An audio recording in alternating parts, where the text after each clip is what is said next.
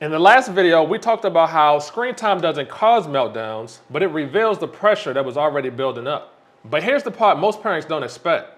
The exact same rule can feel completely different to two different children. Same house, same boundaries, but two different reactions. So let's look at why.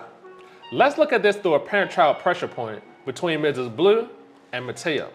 And by the way, to learn more about parent-child pressure points and how they can cause conflicts, I made a video that you can check out here or in the links below.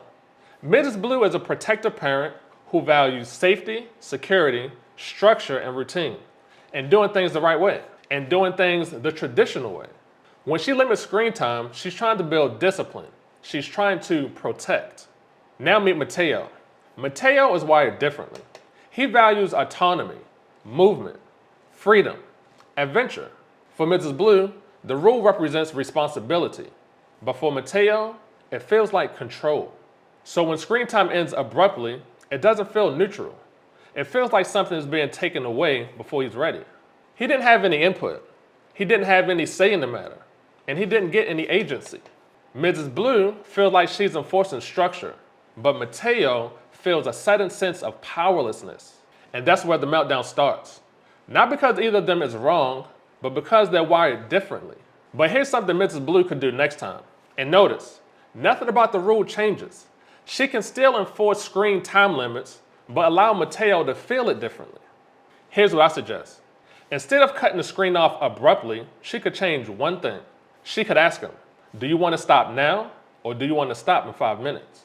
Whatever his answer is, she could follow up with the following. Okay, when screen time is over, do you want to have a nap or go outside with me? Every option still leads to something peaceful. Every option is something she's ultimately in control of. She hasn't removed the screen time rule. She hasn't negotiated the boundary. She simply added orientation.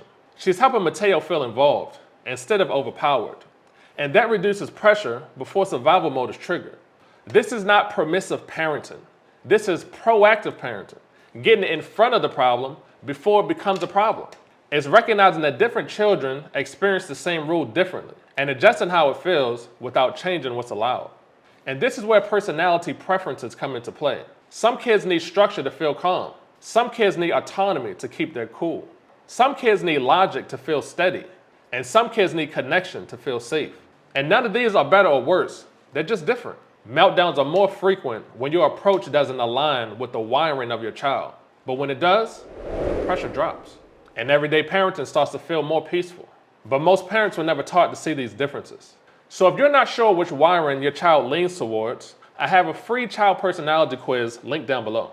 It helps you recognize what motivates them and what triggers pressure for them, so that you can guide them intentionally before the meltdowns happen. And if you're thinking to yourself, my parents never did this, that makes sense. My parents never did this either. But our parents were living in a different world back then. A world that treated children like second-class citizens. And most parents just repeat the cycles of their parents and never take the time to slow down, reflect, and think about the outcomes of their actions. Most people don't think about this until after something bad happens. And by then, it's too late. That's why this is called the proactive parent, not the reactive parent. I believe most parents were doing the best they could with what they had at the time. But these are new times, and we have new tools to make parenting more peaceful. So remember when I told you how the same rule could cause one child to melt down and another child to shrug it off? This is what I was talking about. Personality preferences. Notice nothing changed about the child. You just see them differently now, through a different lens.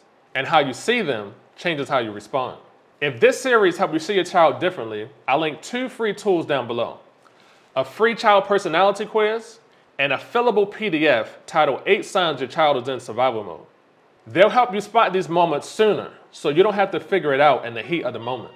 It's the first comment down below, and it's linked in the description. And if you want to learn more about personality preferences and how you can use it to make parenting more peaceful, tap this video right here.